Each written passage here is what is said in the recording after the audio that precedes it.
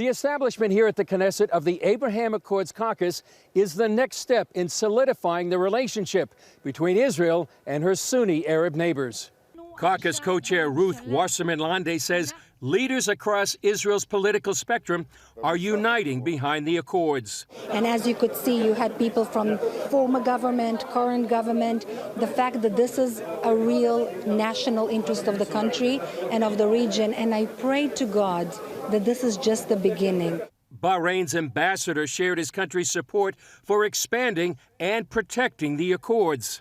It can become the mechanism that enables us, despite the differences, to put our hands together and work towards one goal: a safer, more prosperous and secure Middle East.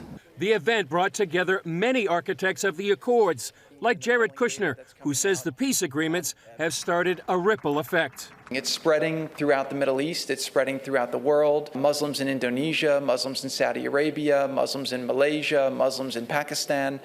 They're seeing that Israel is not what they've been told it is, and they're seeing that Israelis are welcoming their Muslim brothers, and they're seeing that there's a lot that we could be doing together. This Bahraini shares a unique perspective after working with Israelis.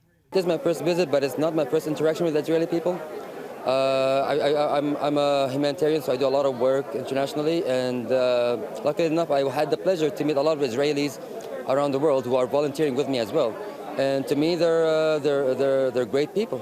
U.S. representatives pledged support to advance the accords. The Biden administration now continues working to expand normalization efforts and to deepen Israel's existing relationships and to bring new countries into the fold.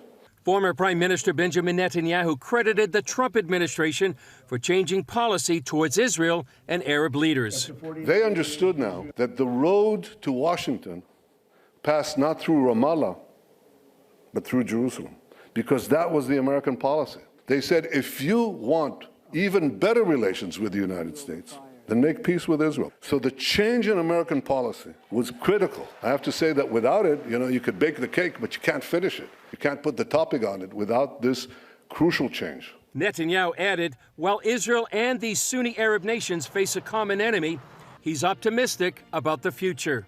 I believe that if we continue to move in this direction, and if we don't fall into yesterday's traps and the failed policy of the past, our grandchildren will look back at this moment and say that the peace of Abraham brought the sons of Abraham together. Chris Mitchell, CBN News, the Knesset, Jerusalem. All right, well, we've got Gordon Robertson here, our Israel and we have expert. Ashley Key here.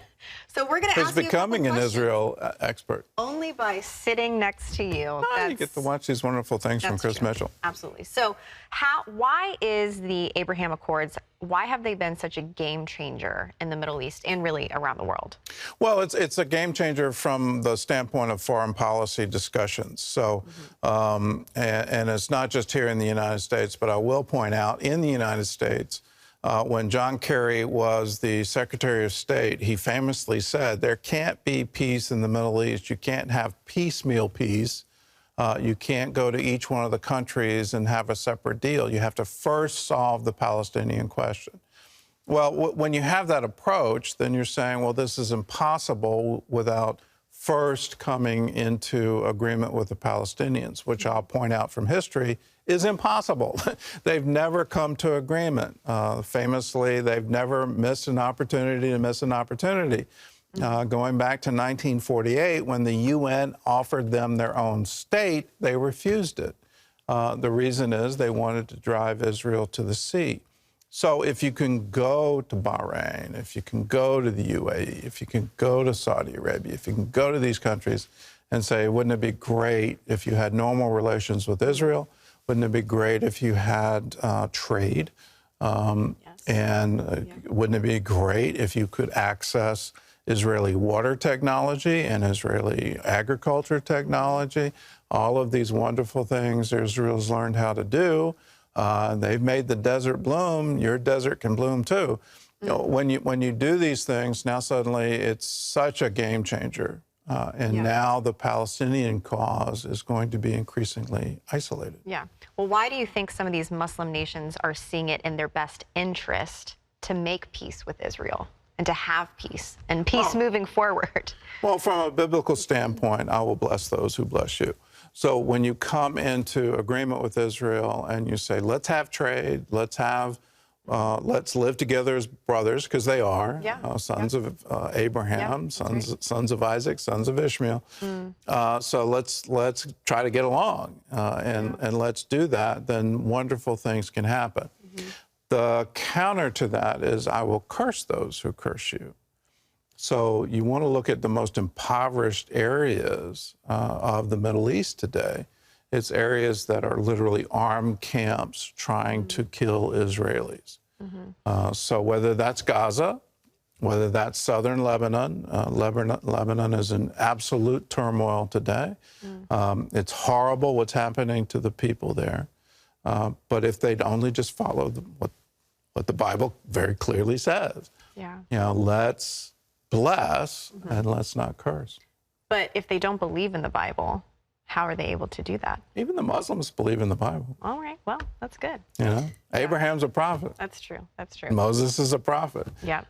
So let's get on board the peace train. Absolutely. All right, last question. How have the Palestinians reacted They to hate all of it. this? I mean, Hamas, Hezbollah, they're completely dedicated to driving Israel to the sea. And I wish everyone would wake up to the ideology. There's a lot of talk in our culture today about boycott, divestment, and sanction, apartheid state, and all this kind of nonsense. And it really is nonsense. The ideology driving the Palestinians is, how can we kill Israelis? They set up monuments in Ramallah to glorify suicide bombers, bomb makers, the people that, the man who invented the bomb vest. They glorify that. They hero worship that. They teach that to their children. So when we understand that ideology, then it makes the choice very simple to say, well, I stand with Israel. I can't stand this ideology that wants to kill Jews. No, I can't be a part of it. We've got a booklet for you if you want it. All you have to do is go to cbn.com. It'll tell you more about the BDS movement. And you can always get the latest news from Israel and more by downloading the CBN News app today. Hello, I'm Gordon Robertson. Thanks for watching the video. Be sure to like, subscribe, and hit the notification bell for more encouraging videos like this one. Welcome to the 700 Club Interactive family, and God bless you.